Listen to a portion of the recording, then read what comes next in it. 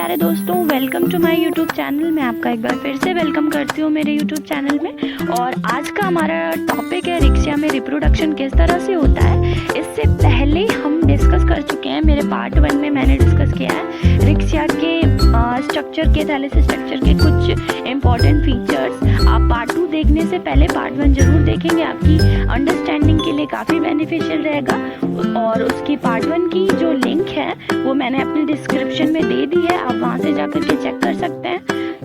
अभी इस वीडियो में हम डिस्कस करेंगे रिप्रोडक्शन, जिसमें मेनली वेजिटेटिव और सेक्सुअल रिप्रोडक्शन को डीपली डिस्कस करेंगे। और जो सेक्सुअल रिप्रोडक्शन है उसके बाद हम फर्टिलाइजेशन और स्पोरोफाइटिक फेज और जर्मिनेशन और इनकी लाइफ साइकिल का डायग्रामेटिक रिप्रेजेंटेशन और भी सभी चीज़ें डिस्कस करेंगे। तो चलिए स्टार्ट करते हैं।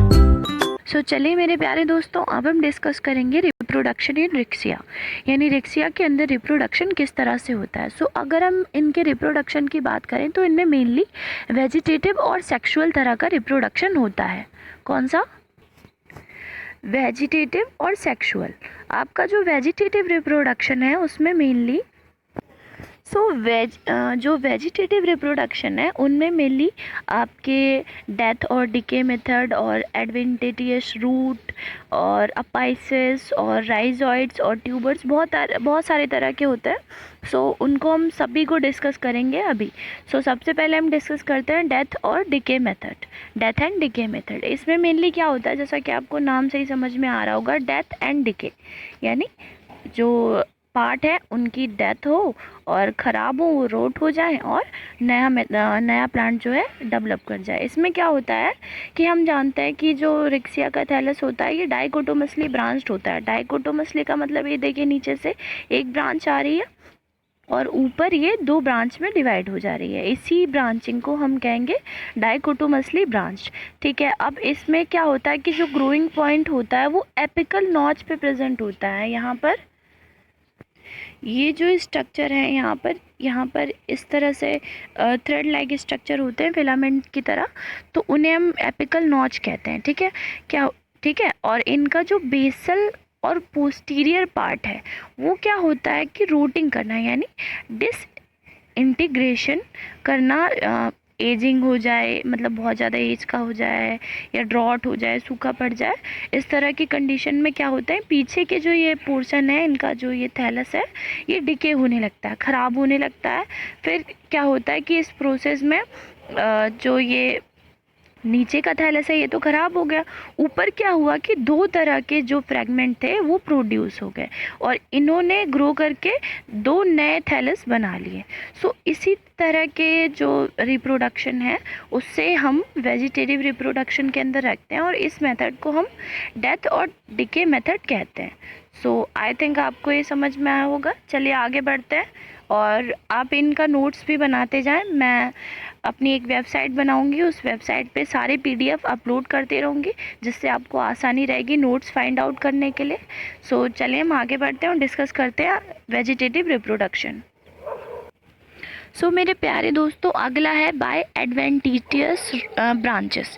इसमें क्या होता है कि जो थैलस है रिक्सिया का, उसमें कहीं कहीं से भी अलग अलग से ब्रांचिंग स्टार्ट हो जाती है, डेवलप करने लगते हैं ब्रांचेस। क्या होता है कि जो ये ब्रांचेस है, ये थैलस हैं, ये क्या होते हैं, ये खंड की तरह, मतलब एक पार्ट होते हैं और अलग जाकर के जब ये रिक्सिया का थैलस मैच्योर हो जाता है उससे अलग होकर के ये डेवलप कर लेते हैं ब्रांचेस। ये जो स्पीसीज़ है रिक्सिया फ्लुइटेंस, इसमें मेनली ये इस तरह का रिप्रोडक्शन होता है।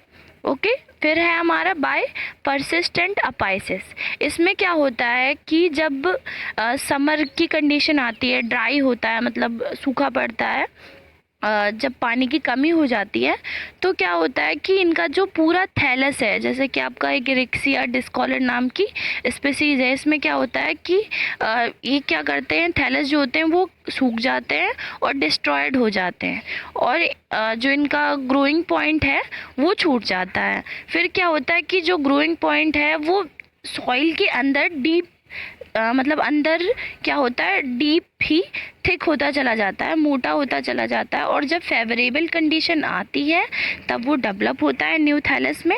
और इस मेथड को हम क्या बोलते हैं, method of perennation rather than multiplication, ठीक है, ये भी कहते हैं। और इस पूरी ग्रोथ को बाय परसिस्टेंट अपाइसिस कहते हैं। सो चलिए आगे बढ़ते हैं। अब हम डिस्कस करेंगे बाय ट्यूबर्स।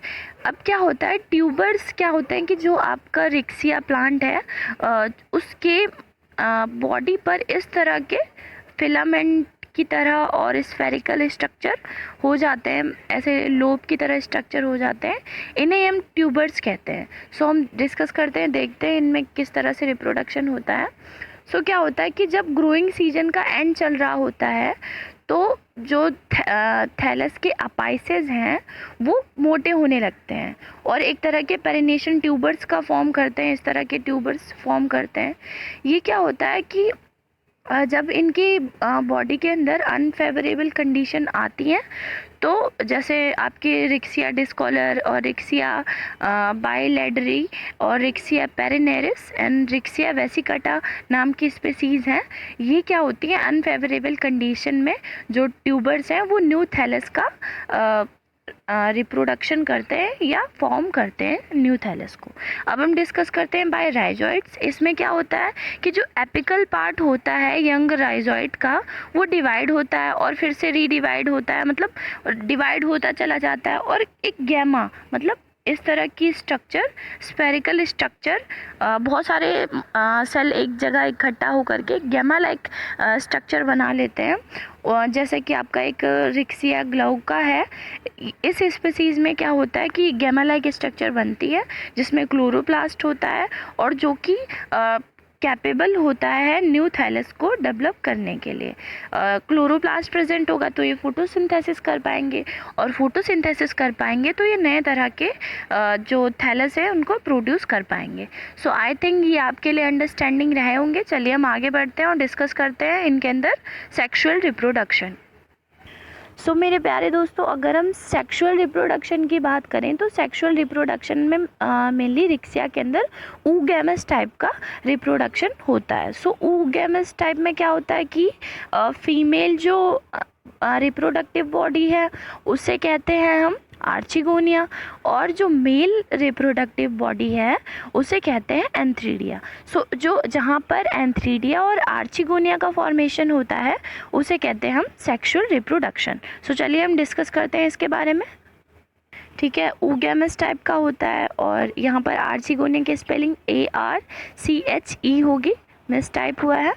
ओके, ये जो एंथ्रीडिया और आर्चिगोनिया होते हैं ये प्रेजेंट होते हैं आपके मिडरिव या मिड डॉर्सल ग्रुप, जो ये इस तरह ये स्ट्रक्चर गए हैं, ये मिड की स्ट्रक्चर गई हैं, यहाँ पर प्रेजेंट होते हैं, ठीक है, डॉर्सल सरफेस पे।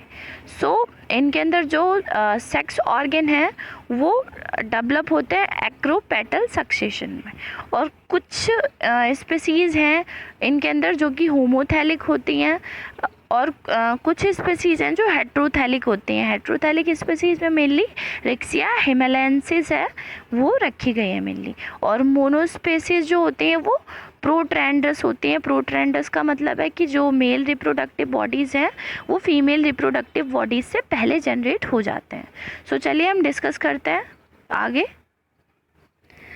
अब हम डिस्कस करेंगे एंथ्रीडियम के कुछ जनरल थिंग्स।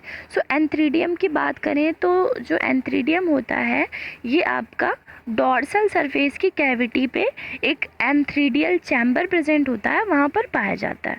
जो एंथ्रीडियल चैम्बर होता है वो नैरो होता है, और ओपनिंग या पोर जो होता है, ओपनिंग होती है वो एपिकल साइड पे प्रेजेंट होती है ऊपर की तरफ। और मैच्योर एंथ्रीडियम जो होता है वो स्टाक्ड होता है, जैसा कि आप इस देख सकते हैं इसमें, और क्लब शेप्ड होता है, पियर शेप्ड बॉडी भी बोल सकते हैं। क्लब का मतलब है गधा की तरह आकार होता है, और पियर शेप्ड ये तो आप देख ही सकते हैं, इस तरह की स्ट्रक्चर होती है पियर शेप की तरह। ओके, और एंथ्रीडियल स्टाक जो होते हैं वो मल्टी सेलुलर होते हैं, और बाकी जो इनकी आउटर मोस्ट लेयर है उसे स्टेराइल जैकेट कहते हैं। ये जो ये आउटर मोस्ट लेयर है ऊपर की ये, इसे कहेंगे हम स्टेराइल जैकेट।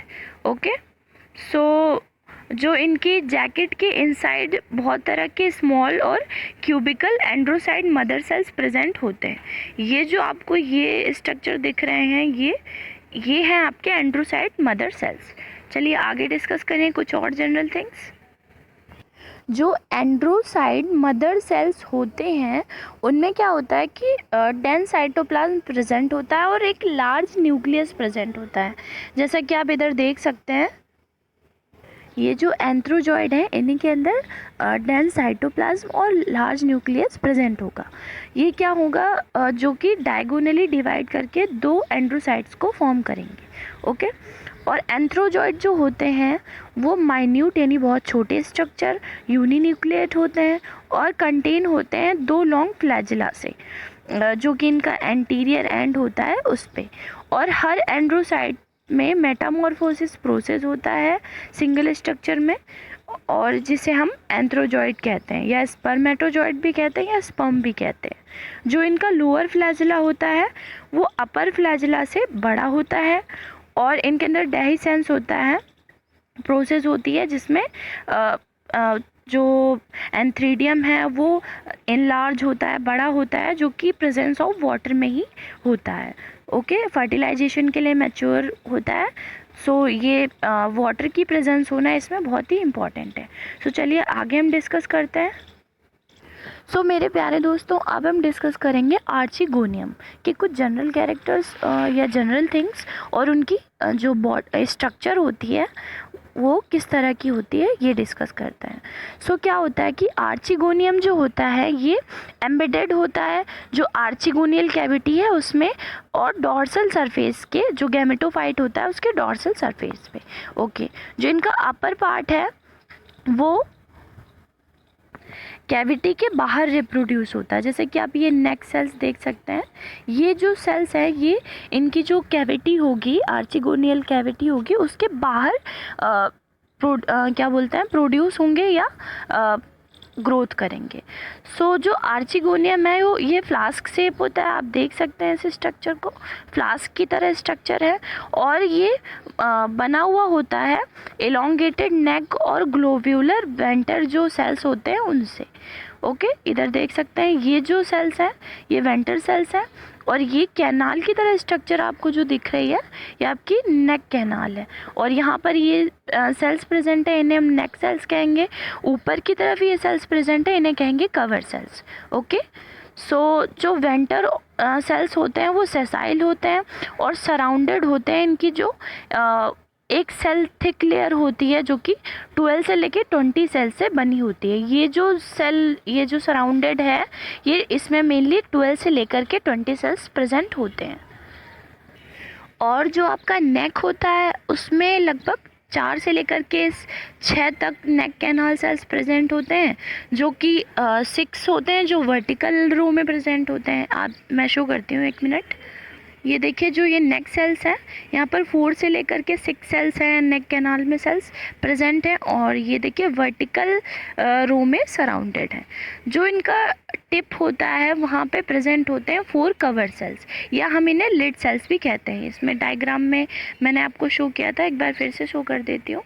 देखिए जैसा कि आप ये ऊपर देख सकते हैं, ये जो 4 सेल्स हैं इन्हें हम कवर सेल्स के नाम से जानते हैं। ओके, सो आई थिंक आपको समझ में आया होगा। चलिए देखें आगे भी।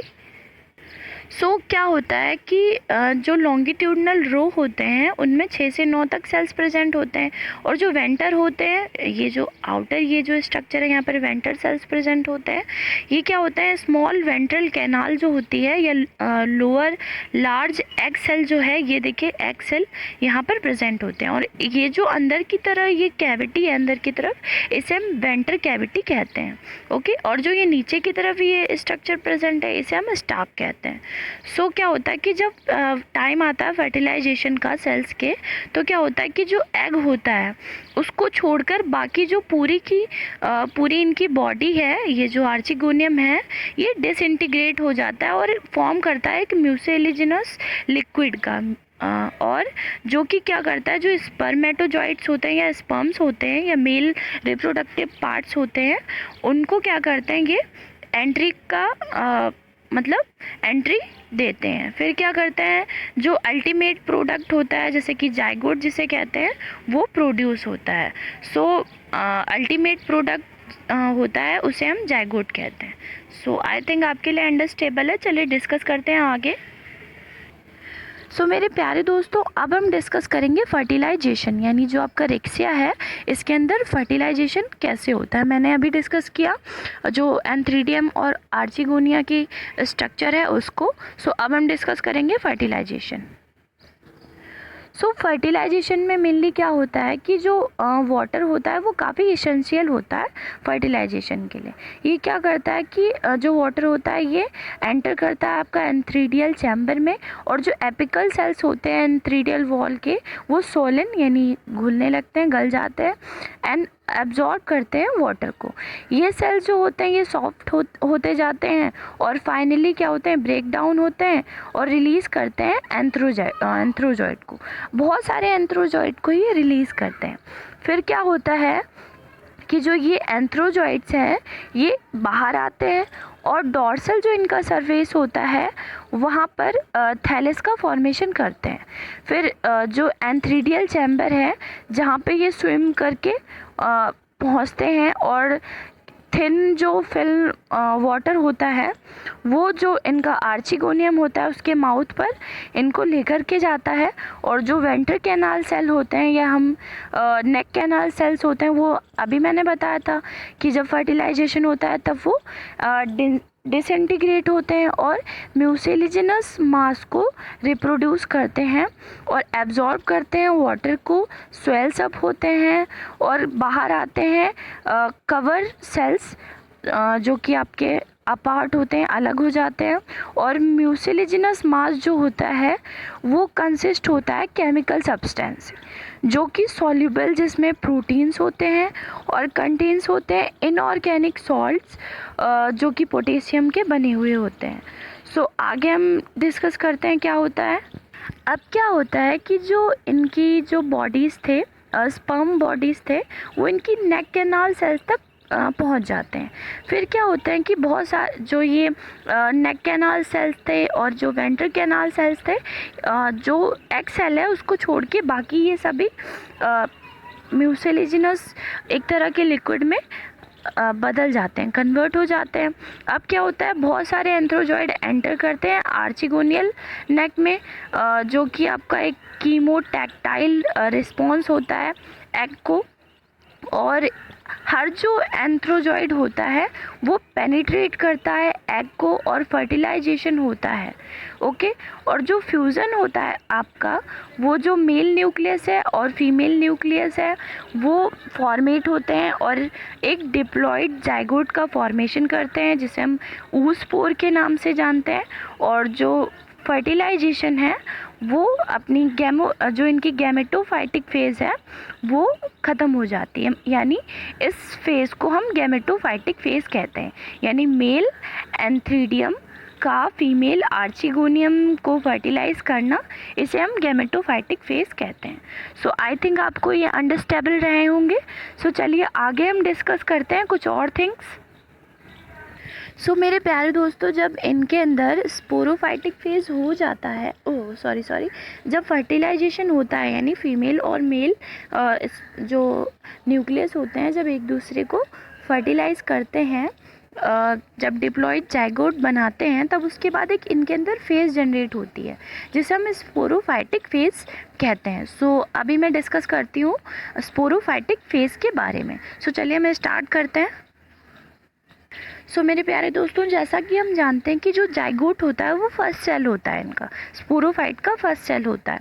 ये क्या होता है कि इमिडिएटली जब फॉर्मेशन होता है जाइगोट का, तब जो जाइगोट है वो इनलार्ज होता जाता है साइज में, जो इनकी कैविटी है वेंटर की वहाँ पे।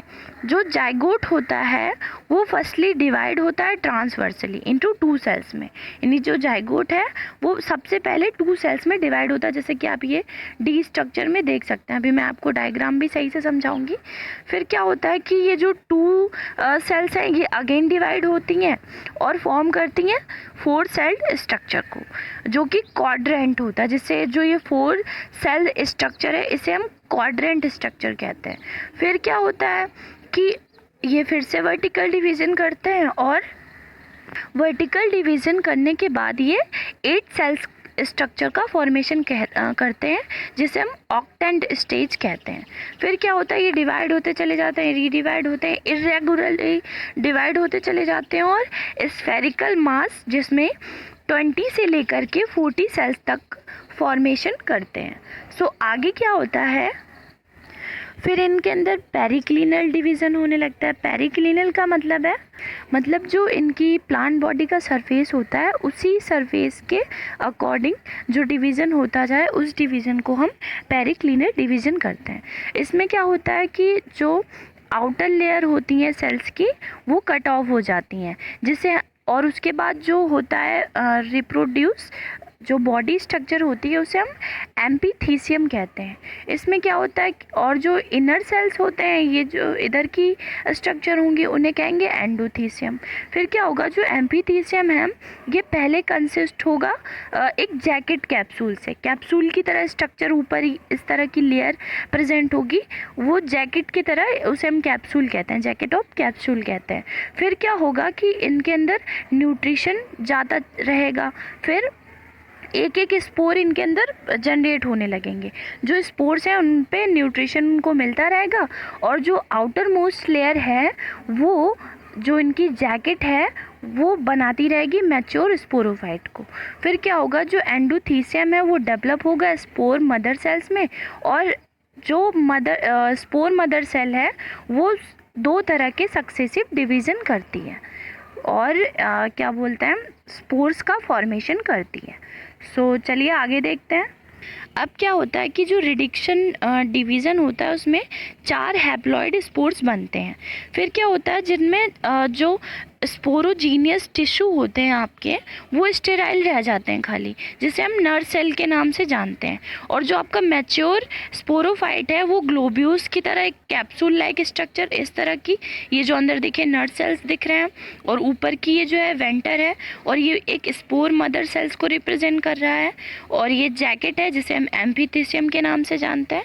सो जो मैच्योर स्पोरोफाइट है वो ग्लोब्यूल्स कैप्सूल लाइक स्ट्रक्चर की तरह दिखने लगेगा, इसके अंदर कोई भी फुट और एंड सीटा प्रेजेंट नहीं होगा और ये जो इस केस को हम कहेंगे स्पोर केस, यानी स्पोर बनने लगे। स्पोर का मतलब कैप्सूल लाइक स्ट्रक्चर बनने लगे।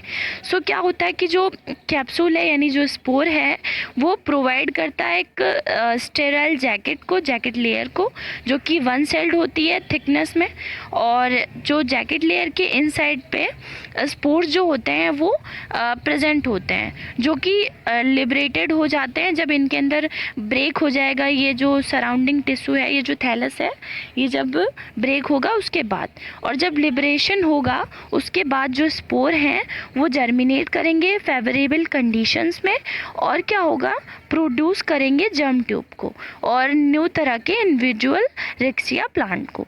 सो आई थिंक आपको स्पोरोफाइटिक फेज समझ में आई होगी। अब हम डिस्कस करते हैं इनके अंदर जर्मिनेशन किस तरह से होता है। सो मेरे प्यारे दोस्तों, अब हम डिस्कस करेंगे जर्मिनेशन ऑफ स्पोर्स या formatting of young gametophyte. Okay, so इन्हें जर्मिनेशन के लिए लाइट, लो टेम्परेचर और वाटर जो होता है वो क्या बोलते हैं एसेंशियल होता है। ओके, मतलब बहुत ही ज़रूरी होता है इनको लाइट, लो टेम्परेचर और वाटर, ठीक है, स्पोर के जर्मिनेशन के लिए। एक कैम्पबेल नाम के साइंटिस्ट थे जिन्होंने 1980 में बताया कि जो एक्सोस्पोरियम और मीजोस्पोरियम जो है यानी जो इनकी लेयर्स हैं वो रप्चर होती हैं और ट्राई रेडिएट मार्क और जो एंडोस्पोरियम है यानी जो स्पोर्स होते हैं वो बाहर आते हैं एक ट्यूबुलर आउटग्रोथ से, जिसे हम जर्मिनल ट्यूब कहते हैं, जो कि फिल्ड होती है साइटोप्लाज्म से और कंटेन होती है उनके अंदर एक एल्ब्यूमिन ग्रैन्यूल्स यानी छोटे छोटे ग्रैन्यूल लाइक स्ट्रक्चर प्रेजेंट होते हैं, वो प्रेजेंट होते हैं और इनके अंदर क्लोरोप्लास्ट और ऑयल ग्रैन्यूल्स होते हैं। सो जो जर्म ट्यूब है वो एलोंगेटेड होती है और जो साइटोप्लाज्म है ये क्या होता है, जो डिस्टल एंड होता है उस पे चला जाता है। फिर क्या होता है, एंड की तरफ ये डिवाइड होता है ट्रांसवर्स डिवीज़न में और फॉर्म करता है एक स्मॉल सेल को। ओके, फिर आगे देखते हैं क्या होता है। अब क्या होता है कि ये फिर से डिवाइड होता चला जाता है और पैरेलल डिवीज़न करता है, और उसके बाद क्या होता है कि इनकी बॉडी पे 2 टायर्स होते हैं, वो क्या करते हैं, डिवाइड होकर के 4 सेल्स बना लेते हैं। फिर क्या होता है, फिर ये ऑक्टेंट स्टेज को रिप्रेजेंट करते हैं, और 4 डिस्टल टायर जो होते हैं वो ऑक्टेंट स्टेज और एपिकल सेल्स, और जो फेसेस हैं वो भी क्या होता है, कटिंग यानी जो डिवीज़न है वो होता चला जाता है, पेरिक्लिनल डिवीज़न होता है, और जो नंबर ऑफ सेल्स हैं वो राइट साइड जो होते हैं वो मल्टी सेलुलर थैलस को फॉर्म करते हैं। और क्या होता है, इसी डिवीज़न के थ्रू जो राइजोइड होते हैं आपके वो डेवलप होते चले जाते हैं। फर्स्ट राइजोइड जो होते हैं वो डेवलप होते हैं बेस पे, जो जर्म ट्यूब का बेस होता है उस पे, और बहुत सारे राइजोइड जो होते हैं वो डेवलप होते हैं मल्टी सेलुलर थैलस पे, जो कि फिक्स होते हैं सॉइल पे। ओके, मैं आपको ये डायग्राम समझा देती हूँ। ये देखिए आपका जर्म पोर था, ये स्ट्रक्चर यहाँ पे आउटग्रोथ निकली, इसे हमने जर्म ट्यूब कहा। ये स्ट्रक्चर जो है इसे हम एक्सोस्पोर कहेंगे। ठीक है, ये सबसे पहले क्या हुआ, देखिए ये यहाँ पे एक जर्मिनल ट्यूब का फॉर्मेशन हुआ, फिर ये एक्सोस्पोर्स बनने लगे धीरे धीरे। ये देखिए एपिकल सेल थे वो आउटग्रोथ करने लगे, और ग्रोथ करने के बाद ये देखिए इनके अंदर राइजोइड का फॉर्मेशन होने लगा, और जो राइजोइड थे वो यहाँ सॉइल में ग्रोथ करते चले गए, और ऊपर का पार्ट जो था इसने नए थैलस को रिप्रोड्यूस कर लिया या फॉर्म कर लिया। सो आई थिंक आपको ये समझ में आया होगा। चलिए एक बार हम इनका डायग्रामेटिक रिप्रेजेंटेशन देख लेते हैं। सॉरी मेरे प्यारे दोस्तों, मेरे गले में थोड़ी सी प्रॉब्लम हो गई है, सो आई थिंक आपको सही से समझ में आ रहा होगा। चलिए देखते हैं। अब इनके अंदर एक मैंने डायग्रामेटिक लाइफ साइकिल को रिप्रेजेंट किया है, जिसमें आप देख सकते हैं कि वेजिटेटिव रिप्रोडक्शन, मान लीजिए आपका रिक्सिया है। रिक्सिया में मेनली सबसे पहले मैं ये वाला डायग्राम समझाती हूँ। वेजिटेटिव रिप्रोडक्शन होता है, फिर रिक्सिया होता है वो मेल और फीमेल गैमेट का फॉर्मेशन करता है। फीमेल गैमेट आपका आर्चिगोनियम और मेल गैमेट आपका एंथ्रीडियम। फिर क्या होता है, मेल गैमेट से एंथ्रोजॉइड का फॉर्मेशन होता है, और जो आर्चिगोनियम है उससे आपका एग सेल्स बनते हैं। फिर सिनगैमी होती है यानी फर्टिलाइजेशन होता है, और ऊस्पोर बनता है जिसमें डिप्लॉयड जाइगोट बनता है। फिर आपका एम्ब्रियो बनता है, फिर आपका स्पोरोगोनियम बनता है। फिर स्पोर मदर सेल्स बनते हैं जो कि मियोसिस करके स्पोर का फॉर्मेशन करते हैं, और फिर जो स्पोर है ये आपका जर्मिनेट करता है और बना लेता है रिक्सिया के न्यू थैलस को। सेम इसी तरह में वही डायग्राम रिप्रेजेंट किया है। रिक्सिया थैलस है और एंथ्रीडियम जो कि आपका फिर आर्चिगोनियम और स्पर्म बना, फिर एग बना, इन्होंने फर्टिलाइजेशन किया। मेल न्यूक्लियस ने फीमेल न्यूक्लियस को जाइगोट बना, और 2 सेल स्टेज बने, और एम्फीथीसियम इधर बना, और ये देखिए मल्टी सेलुलर स्टेज बन गई आपकी। फिर यंग स्पोरोगोनियम और स्पोर मदर सेल्स रिप्रेजेंट हुए, स्पोर फॉर्म हुआ, ये देखिए टेट्राड आपकी स्टेज फॉर्म हुई, मियोसिस हुआ, फिर स्पोर का फॉर्मेशन हुआ, फिर जर्मिनेट करके इन्होंने यंग थैलस बना लिया। सो आई थिंक आपको ये समझ में आया होगा, अंडरस्टेबल रहा होगा। सो मेरे प्यारे दोस्तों, आप पार्ट 2 देखने से पहले पार्ट 1 भी देख लें ताकि आपको सही से रिक्सिया अंडरस्टेबल रहे। सो चलिए। तो मेरे प्यारे दोस्तों, thank you so much for watching my video. अगर आपको मेरा ये वीडियो और मेरी एक्सप्लेनिंग समझ में आई हो, मेरा कंटेंट अच्छा लगा हो, तो प्लीज़ मेरे चैनल को लाइक शेयर एंड सब्सक्राइब कीजिए, और सब्सक्राइब करना ना भूलें अपने सिलेबस के लेटेस्ट अपडेट के लिए। मैं धीरे धीरे सारा सिलेबस अपलोड करूँगी, BSc first year and second year, third year और MSc का जो भी सिलेबस है सभी चीज़ें मैं अभी डिस्कस करूँगी और अपलोड करूँगी अपने इसी चैनल पे। सो तब तक के लिए आप हमसे जुड़े रहिए, बने रहिए, और बाय बाय, टेक केयर।